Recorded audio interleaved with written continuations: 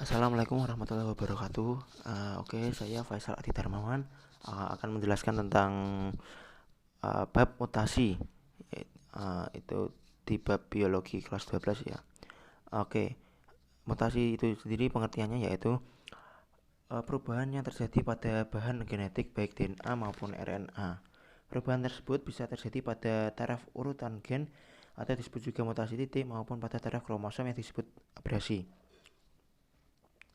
Selanjutnya, mutasi itu dibedakan jadi beberapa macam. Uh, yang pertama yaitu berada di sebelah kanan atas ya di mind mapnya berdasarkan macam kromosom berdasarkan letak sel. Dibagi menjadi dua yaitu mutasi somatik dan mutasi gametik. Yang pertama mutasi somatik yaitu mutasi yang terjadi pada sel soma atau sel tubuh seperti zigot, sel-sel embrio, jaringan epitel, jaringan otot, jaringan penunjang, jaringan pengikat, dan jaringan saraf. Untuk yang kedua yaitu mutasi gametik, yaitu mutasi yang terjadi pada sel gamet.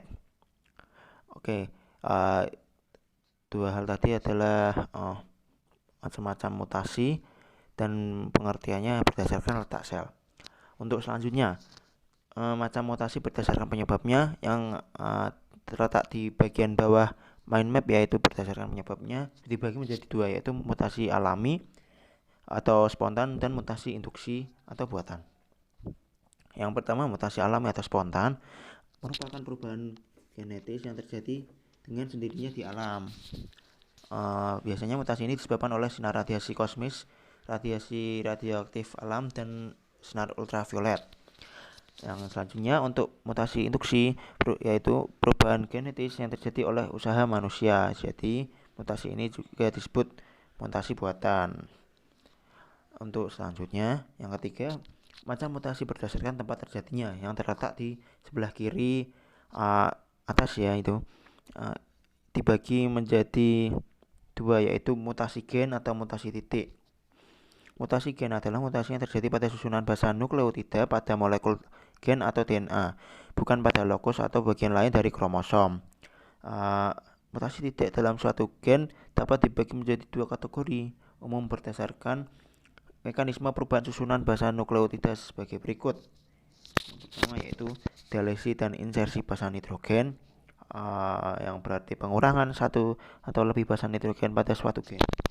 Yang kedua yaitu adanya substitusi atau pergantian basa nitrogen, merupakan pergantian suatu nukleotida dan pasangannya di dalam untai DNA komplementer dengan pasangan nukleotida lainnya.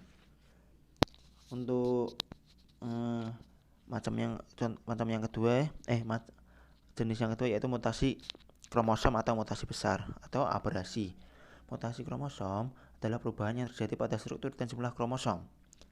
Abrasi ini dapat dibedakan menjadi dua yaitu abrasi karena perubahan struktur kromosom dan abrasi karena perubahan jumlah kromosom. Yang pertama, mutasi karena perubahan struktur kromosom. Perubahan struktur kromosom biasanya sebagai akibat penggunaan sinar yang mempunyai kekuatan radiasi tinggi, misal sinar X, sinar UV, atau sinar radiasi ionisasi. Mutasi karena perubahan struktur kromosom itu dibagi menjadi 4 yaitu delesi dan duplikasi, inversi, translokasi, katenasi. Yang delesi itu yaitu karena kromosom patah dan kehilangan sebagian gen. Yang kedua inversi adalah peristiwa patahnya kromosom di dua tempat yang diikuti dengan penyisipan kembali gen-gen tersebut dengan urutan terbalik. Untuk translokasi, peristiwa pindahnya potongan dari sebuah kromosom ke potongan kromosom yang lain kromosom lain yang bukan homolognya sehingga terbentuk kromosom baru. Untuk katenasi yaitu terjadi karena ujung kromosom homolog saling berdekatan sehingga membentuk lingkaran. Untuk yang penyebab yang kedua yaitu mutasi karena perubahan jumlah kromosom. Setiap individu dalam spesies biasanya memiliki jumlah kromosom yang sama, tetapi spesies yang berbeda genus seringkali memiliki jumlah kromosom yang berbeda. Untuk selanjutnya yaitu penyebab dari mutasi itu sendiri. Ada 3 faktor yang mempengaruhi yaitu faktor fisika, faktor kimia, dan faktor biologi.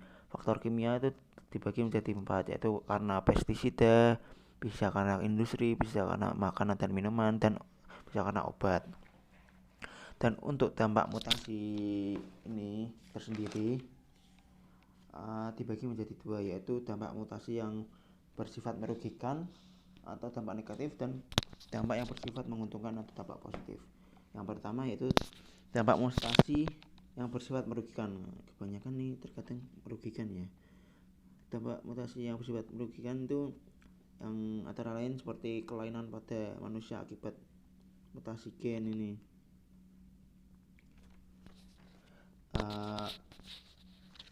Kelainan pada manusia akibat mutasi gen dan mutasi kromosom. Kalau yang mutasi kromosom itu beberapa kelainannya yaitu sindrom Turner. Sindrom Turner itu ditemukan oleh Turner pada tahun 1939 ya. Dan yang kedua itu ada sindrom Down, ada sindrom Edwards. Dan selain kelainan pada manusia, kelainan pada tumbuhan pun juga ada ya teman-teman, gara-gara mutasi ini.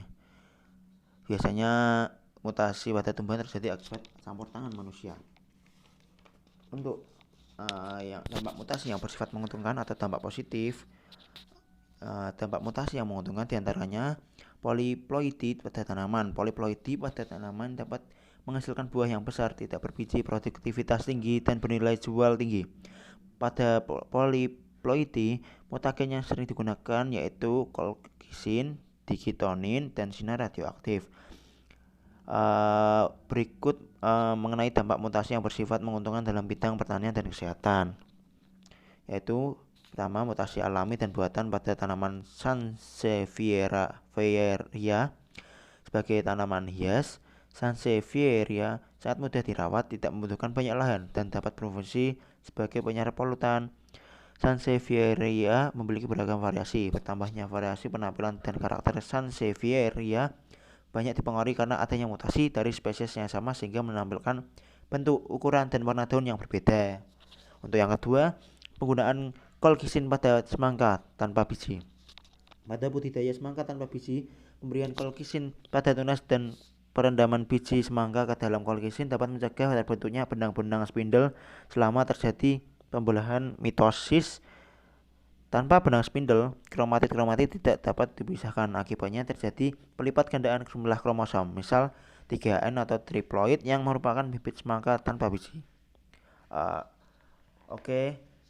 Dari penjelasan tadi merupakan penjelasan tentang keseluruhan bab mutasi biologi pada kelas 12 menurut saya ya.